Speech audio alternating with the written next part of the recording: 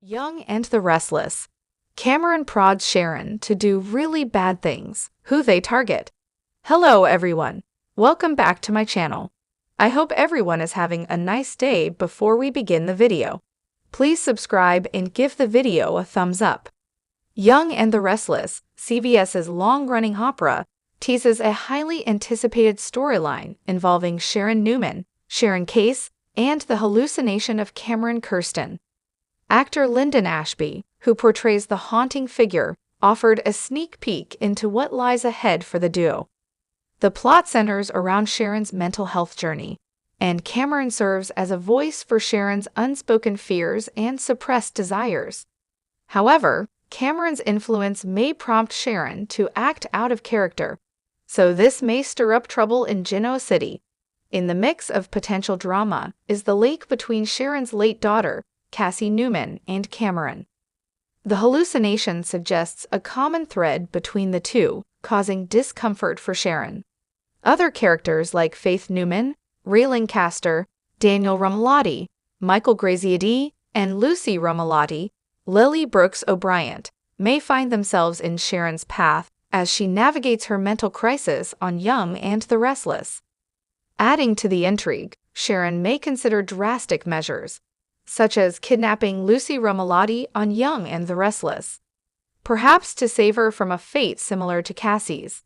The tension between Sharon and Phyllis Summers, Michelle Stafford, could also escalate, possibly leading Sharon to target Phyllis under Cameron's influence. Get all your daily Young and the Restless spoilers and news here and stay tuned for updates on your favorite characters' fates. The Young and the Restless.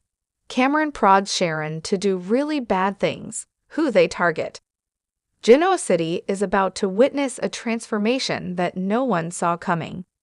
Sharon Newman, a beacon of resilience, has always fought against the darkness that tried to consume her.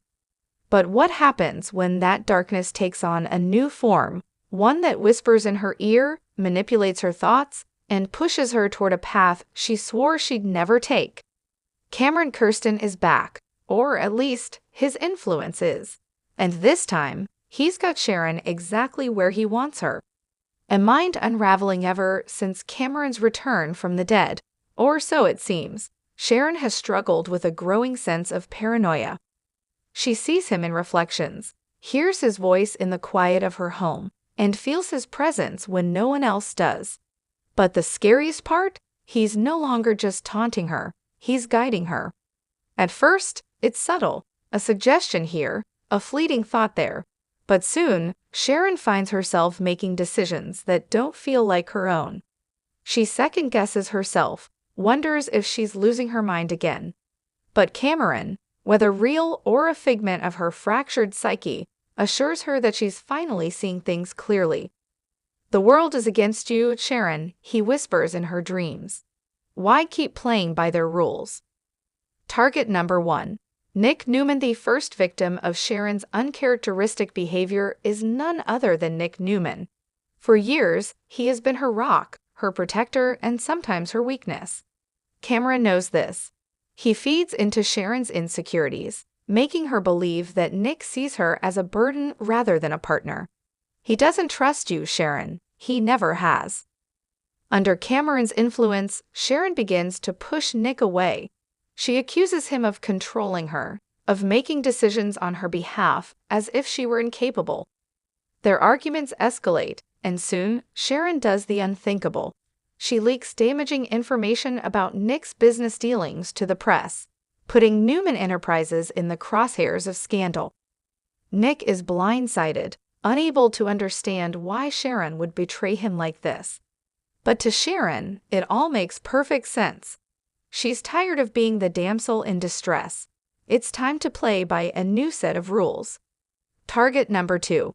Adam Newman. If there's one person who knows what it's like to be manipulated by darkness, it's Adam Newman.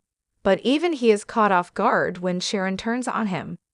Once allies in their shared pain and redemption arcs, their relationship takes a dark turn when Sharon begins to blame Adam for everything that's gone wrong in her life. You're just like Cameron, she hisses one night at society, eyes burning with accusation. You come into my life, break everything apart, and leave me to pick up the pieces. Adam is stunned. He tries to reason with her, but Sharon is beyond logic now. Under Cameron's persuasion, she sets a plan in motion to sabotage Adam's latest business venture. A few well-placed calls, some falsified documents, and suddenly, Adam finds himself under investigation. But unlike Nick, Adam doesn't just roll over. He knows manipulation when he sees it. And he knows Sharon would never do this on her own. Target number 3. Phyllis Summer says, if things weren't chaotic enough, Sharon's final act of vengeance is aimed at Phyllis Summers. Their rivalry has simmered for decades, but with Cameron's influence, Sharon's hatred boils over. She's always been the problem, Sharon. She's stolen from you, lied to you, taken what was yours. With these words echoing in her mind, Sharon devises a plan to humiliate Phyllis in the worst way possible. Using her knowledge of Phyllis' past crimes, she plants evidence that links Phyllis to a fraudulent scheme, one that could land her behind bars for good. When Phyllis is arrested, the satisfaction Sharon feels is almost euphoric. For the first time in a long time, she feels powerful. She feels free. The breaking point, but power comes at a cost. As Sharon revels in her newfound control, the people who love her begin to notice the cracks in her facade. Maria and Tessa try to intervene, but Sharon dismisses them, claiming they're just jealous of her newfound clarity. Faith, however, is the one who finally breaks through.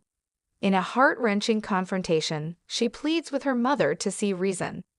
This isn't you, Mom. You're not like this. You're stronger than whatever is happening to you.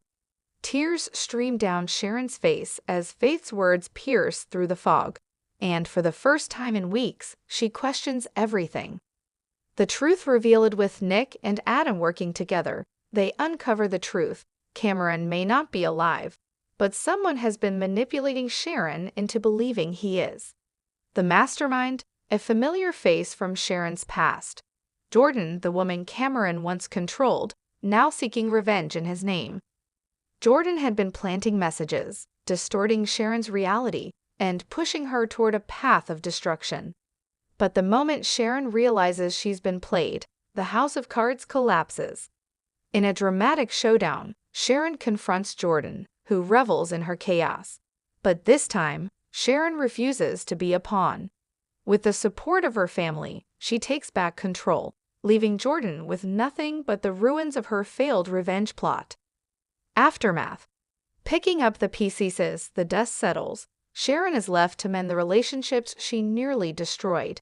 It won't be easy. Trust, once broken, takes time to rebuild. But if anyone can rise from the ashes, it's Sharon Newman. With Cameron's ghost finally exorcised from her life, Sharon steps forward with renewed strength. But the scars remain, a reminder of how easily darkness can creep in, and how even the strongest can falter. And in Genoa City, there's always another storm on the horizon.